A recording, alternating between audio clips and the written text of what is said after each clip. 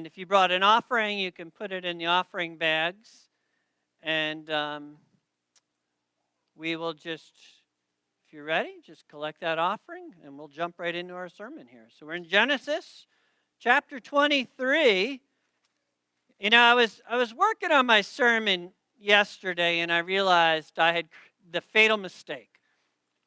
The fatal mistake of any sermon is actually having two sermons in one. It's never good. And so I realized this, fortunately, in time for you, so you're spared. And I cut off the back third and most of chapter 23. And so this morning, I'm just going to preach on these two verses here, but mostly with an eye toward reflecting on Sarah's legacy as described in the New Testament. And so reading the first two verses of chapter 23. Sarah lived 127 years. It's a good run, huh? These were the years of the life of Sarah.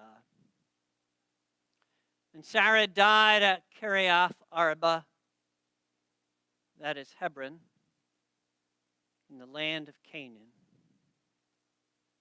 And Abraham went in to mourn for Sarah and to weep for her. The visual is he goes into the tent where her body would have been laid out. And later it says he comes out of there. The rest of 23, Abraham buys land. He buys a place to bury his wife, and ultimately it's where he'll be buried. Abraham lives 38 more years. He gets married again. He has children. It's a surprising turn, right? At 137 to decide, all right, I guess I'll keep going. So he has a whole, if you will, second career afterward. But Sarah was the wife of his youth. Sarah was the mother of the promised child. And so as we think about Sarah's legacy, I'll kind of start with this question. What will you be remembered for? Right? We're going to look at the things Sarah was remembered for. After you die, or maybe retire, you leave behind a legacy of some sort, which means that you are remembered by people for certain things. You know, and I can tell you a number of you who are here, older in life, you have left behind so far a wonderful legacy of faith. And so I want to encourage you to keep going. You know, it gets hard at the end. The road feels interminable at sometimes, you know, as age increases and fatigue and weariness and disease. And so those of you who are approaching the finish line, I want to urge you to keep going. Trust in the Lord because, man, you are leaving behind a beautiful memory of faithfulness that will be held by us and others. And for those of you who are at the beginning of the road, I want to encourage you this morning to know this, that by God's grace, you will make it also to the finish line. And so when we think about Sarah's legacy, it's really defined in terms of two relationships. Her relationship with God and her relationship with her husband Abraham. When the New Testament writes about Sarah, and it does twice, one time it writes about it with her relationship to God in mind, and then one time it writes about it with respect to her relationship to her husband. So in terms of her relationship with God, Sarah left a legacy of faith. And you could say this, based on Hebrews, that Sarah lived by faith and she died in faith. Both of those verses are used here. So this is Hebrews 11.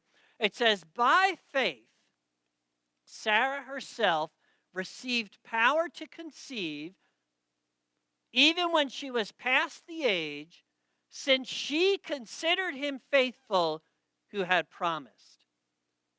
You know, there's something here that I've noticed kind of in Reformed churches in general, we get a little nervous when we say what I'm about to say next, but it's pretty much true.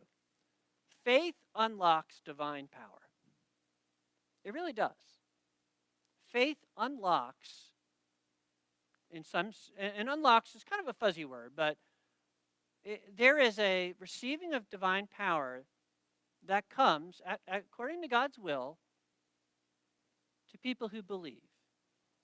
If you look through the miracles of Jesus, they are almost entirely conditioned on faith, aren't they? Jesus often commends people for their faith. He tells them, you have to believe. Notice what happens here. By faith, Sarah herself received power to conceive. If Sarah did not have faith, we can rightfully conclude she would not have received power to conceive. Nothing is impossible with God. That is a huge theme of the early chapters and the later chapters, really, of Abraham's life. And so as you go through life, this doesn't mean name it and claim it, right? Well, if I believe it, God will do it. But I do believe it does mean this. If you are weak and often doubting in the Lord, you're really not going to be very used by God. You're just not. God is worthy of your entire faith. Never believe that God can't do what he says he's going to do. See, that was the key. It wasn't like Sarah was believing God would do what she wanted God to do. Sarah believed that God would do what he said he would do. Right? It is faith in what God has promised and said he will do. And what this links to, and we're about to get to, is one of the things God has promised to do is to guard you and to keep you in faith. God has promised to be for you, right? If God is for us, who can be against us? God has promised to raise you on the last day. God has promised, right, that to sustain you in his love and his grace. He's promised to come again and judge the living and the dead. And so to live by faith is what Sarah did. Not perfectly, right? But to the end. And when you think about it, fertility gods were the most common gods back in that culture. Because like one of the worst things in the world, in that culture, and still very difficult today, was to not be able to have children. And so even when you think about what Sarah doesn't do, you sort of don't lose track. It's easy to miss what Sarah doesn't do, right? Because it's not talked about. But she doesn't go to other gods. She doesn't go to the gods of the land because she can't get pregnant and think to herself, well, Yahweh couldn't do it, but maybe this God can. That is what Israel did constantly. They were constantly going to the other gods and the other gods. Sarah was faithful to Yahweh throughout her life. She never goes off and goes into idolatry. She never brings Abraham into the wrong things. And it says this, when Hebrews, 2 verses later, in Hebrews 13, it looks back all the way from Abel to Sarah, and it says, these all died in faith, which means this, they died still believing, but as it says here, not having received the things promised. Sarah made it to the finish line. Sarah was God's princess, right? That's what her name means. And she really was the mother of kings. Through her, right, Israel comes. God chose to bless her and to honor her, but it was not easy, was it? I wonder, how many of you ladies would be willing to swap places with Sarah? Kind of a tough life, huh? Nomad, unable to have children, struggles with Hagar. Right? Not an easy life at all. God's blessings don't come cheap. They don't, right? So many people pray, God bless me, God help me, God do this for me. Think about this passage. The next time you're tempted to pray in that direction, when the mother of James and John came to Jesus, she was essentially saying, bless my boys, right? God, send a blessing on my boys. She says, say that these two sons of mine are to sit, one at your right hand and one at your left in your kingdom. Right? Because she's like, Jesus, raise them up, make them your two top guys, bless them. And Jesus says to them, you do not know what you are asking. Are you able to drink the cup that I'm about to drink? Which means this, are you able to endure the hardship and the wrath and suffering? The next time you pray for God's blessing in your life, which is not a bad thing because God does bless his children, just be mindful, though, that the blessings of God don't come cheap, which basically, when I say that, I mean this. Faith is hard. and there is a cost to it. And you are to count the cost of following Jesus. And you are to consider the cost worth it. That Christ and the gospel are the treasure, if you will, buried in the field. They're the thing worth all that you have that you trade in to give for. And there is a promise that as you follow Jesus, suffering will come, persecution will come, hardships will come. The blessings of God do not come cheap. They are not just thrown out randomly on people who just ask for them, but rather they are less a blessing and more a reward to those who are faithful to God in their service. God chose Sarah, and he did bless Sarah with a child, and she is honored and remembered thousands of years later, and she is commended in the New Testament for a woman who lived by faith and a woman who died in faith, but it was difficult. And it was hard. And that is life for us, right? And here's his promise. God guards his chosen children to the very end. What I love about Sarah's story is kind of how she failed, right? She's not this perfect woman who gets it right all the time.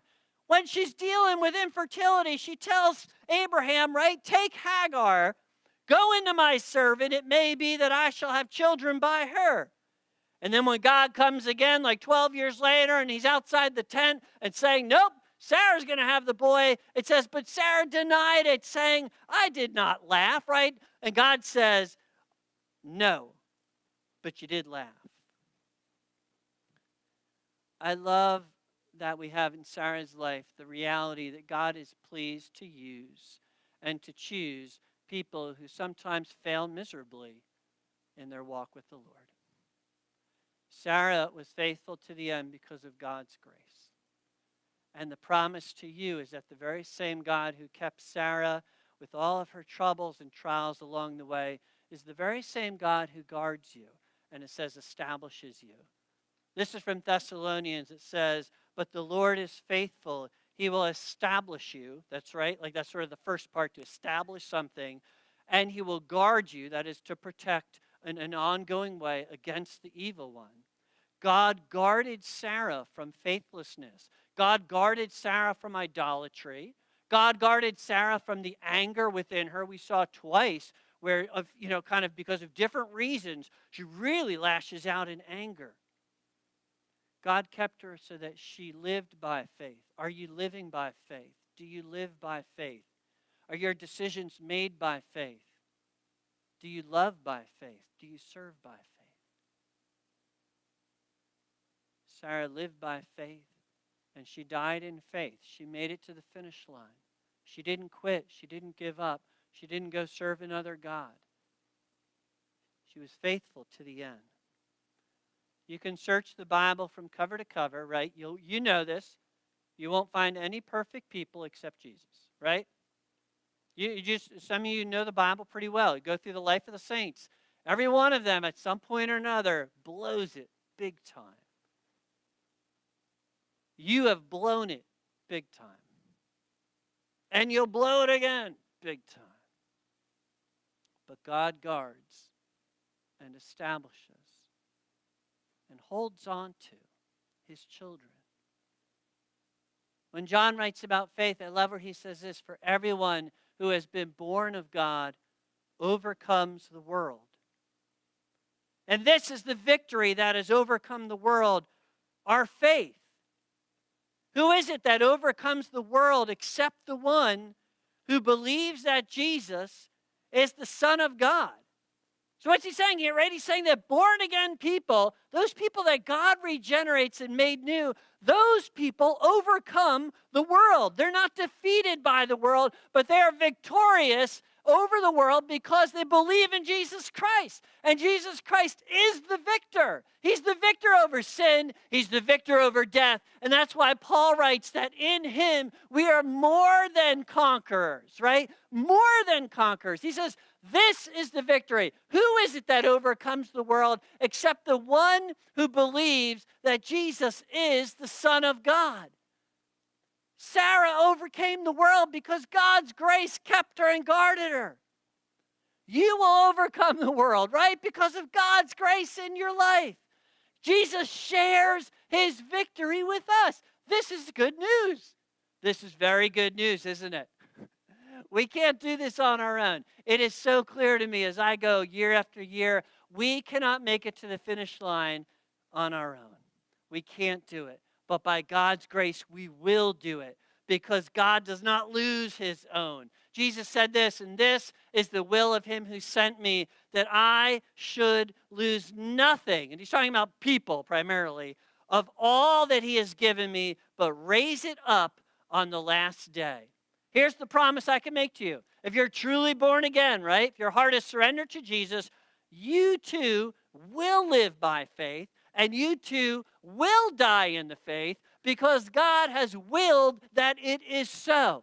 When we talk about God's choice and predestination, when we talk about election, we are talking about not just picking someone and then hoping they make it, but claiming someone as God's child and holding them in his hand to the very end of time eternally.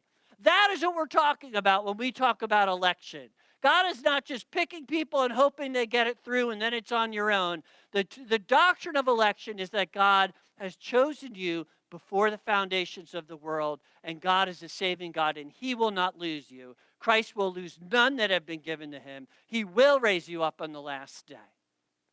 He is faithful. He will establish you. He will guard you. He will keep you. Do you trust God? Do you trust God? There are trials right now in your life where it's hard for you. Those are the places of testing. I thought about this a little bit in terms of stages of life. You know, it's kind of different. The tests are different as we get older, aren't they? So to you who are younger, elementary, middle schooler, high schoolers, the primary challenge for your faith, I think, is peer pressure. Because teenagers are pack animals. We were all pack animals when we were teenagers. We got to have our people, and those are our peers. And the worst feeling in the world is feeling like your peers reject you. Some of you are scared to death of that idea, that your friends would say, oh, you don't belong with us anymore. And so for those of you who are in middle school and high school, you are particularly, interested in the opinions of your peers. And the challenge, of course, is that if your peers don't love Jesus and don't really care about anything spiritual or the church, then you will feel that if you start to say, well, I love Jesus, they will reject you. And so right in that moment, at every encounter, your faith is tested, isn't it? And so you have to decide if you are going to be defined by your peers or if you're going to be faithful to Jesus Christ. Fortunately, that starts to wear off a little bit. So teens, heads up. You won't always care this much about the opinion of your peers. In fact, as you get really old, you won't care at all about the opinion of your peers. You'll realize they don't know anything anyway. But as you're in your 20s and 30s, what is the biggest test of your faith? Well, I would argue it's selfish pleasure seeking, right? You're in your 20s and 30s, you've got freedom, you've got a little money, no one can tell you what to do, you're living on your own. And the test of your faith is whether you will love the Lord or whether you will love your own pleasure and seek what you want to do and put yourself first. And that's a real test because suddenly all these options open up to you, right? And then as you get a little older in your 40s and 50s, so I'm in that frame, I would argue that the test is that you tend to be too busy. You get caught up in family, caught up in career, running kids around if you've got kids, trying to climb a ladder if you're in that type of position or environment, adding degrees and credentials, and it becomes a matter of scheduling. And suddenly you start to think, well, maybe God isn't that important to me right now. I want to get the kids to, this practice here, and I want to do this here, and we're going to go on vacation here. And so, we can skip a bunch of church. Church, I did that for years. I got some other things to do now. And so that's a real temptation in your 40s and 50s. That's a test of faith. to say, you know what, I'm not going to try to keep up with everybody. I'm going to put the Lord first. And then you hit your final stages, 60s to 80s. And the tests can vary from retirement and boredom of that and not sure what to do, to weariness, to disease, to death.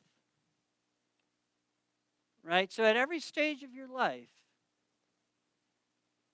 the tests change, but it's still the question of, will you trust Jesus? Will you put the Lord first? And the good news is he does promise to establish us and guard us to the end. So what legacy are you leaving right now? Teens, when you leave your grade this year and start the summer, what will your friends remember for you this past year? Will they remember, wow, that guy, that girl, they were kind of different. They loved Jesus. I don't know what that means too much, but they didn't do everything we did. Or will they remember you for just doing what everyone else did and falling in line? Right? You're leaving a legacy. You'll be remembered for things. Less developed, because I hit this before, but the second part is this. In terms of her relationship with her husband, Sarah left a legacy of fearless submission. And this is from 1 Peter. He says, so they were married about 100 years. That's a good run, huh?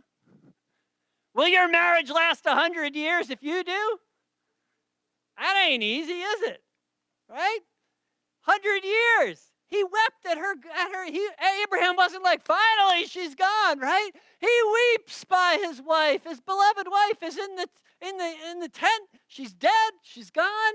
He weeps by her side. He rises up. He honors her by buying a land and a grave to have her in. He's not just going to go kind of dump her somewhere and move on, right? They had a real loving marriage. They had their fights and struggles. We saw all of that. But they made it 100 years. I'm approximating. I'm assuming they got married by the time she was late 20s, which would have been normal back then. But this is Sarah's legacy in terms of her marriage and even her spirit. Do not let your adorning be external. This is Peter's word to women in particular. The braiding of hair, the putting on of gold, jewelry, or of the clothing you wear. So right now there is tremendous social pressure for you women to look beautiful, isn't there? And to share your pictures, and for everyone to be like, oh, you look great, I love this outfit, I love this, right? There is tremendous pressure for you to not look your age, to look younger than you are, to stay young looking forever, right? To get rid of the wrinkles, and to hide this, and to hide that, right? And what the Bible says is, throw that away. Don't be driven by that. Don't make it either a source of pride if you consider yourself beautiful and everyone likes your pictures, or a source of despair if you look in the mirror and you're like, I do not like what I see, right? The Bible says throw that away. Let your spiritual beauty be the thing that matters, because when God looks at you, guess what he doesn't look at? He doesn't look at the outfit you worked so hard to put together. Right? He doesn't look at the hair that you did and the makeup that you put on. What does God look at? He comes all the way in. It's true for men too, right? What does God look at when he sees you? He doesn't see your accomplishments and your tie and whatever, your physique if you're a gym guy. God looks all the way in. All the way in. And it's just a beautiful moment here where you're reminded, ladies and men, right? Let your adorning, that is your beauty, be the hidden person of the heart with the imperishable beauty of a gentle and quiet spirit, which in God's sight, is very precious. If it's precious to God, it should be precious to you, right? And then he writes, this is how the holy woman, so Sarah was a holy woman. She's about to come into view by name here, but this is how the holy woman who hoped in God used to adorn, beautify themselves by submitting to their own husbands. And Sarah obeyed Abraham, calling him Lord. And you are her children if you do good and do not fear anything that is frightening. When I think of Sarah just fearlessly trusting and serving Abraham, submitting to him, I think of really two things. She goes, right? She leaves the homeland. And we know at times Sarah gets vocal. She's not this voiceless, timid soul that never speaks up. But we know there's no record of her saying, I don't want to go. There's no record of her pushing back on Abraham. Why are we leaving behind our family? Why are we leaving behind our land? Why are we going off to follow some vision right? There's none of that. She submits to Abraham and she packs up the belonging and they travel hundreds of miles and they live as nomad in tents for the rest of their lives. And there's never a word from Sarah that says, I hate this, I don't want to do this, I want a real home like the other woman, right? You don't see that at all. And then the second place where it's just seen so prominently was her willingness to put her neck on the line for Abraham out of love for him. Abraham's told to Abimelech, right, the king who took Sarah and then was really upset when he learned Sarah was married. Abraham says, when God caused me to wander from my father's house, I said to Sarah, this is the kindness you must do me at every place of which we come. Say of me, that is, tell people he is my brother, right? Because they were half sister, half brother. And she did this kindness for Abraham. I don't think well of this plan. I've already let that on, but it doesn't. My opinion doesn't matter. Abraham said, do this kindness for me. And Sarah fearlessly does it. It says she was not afraid.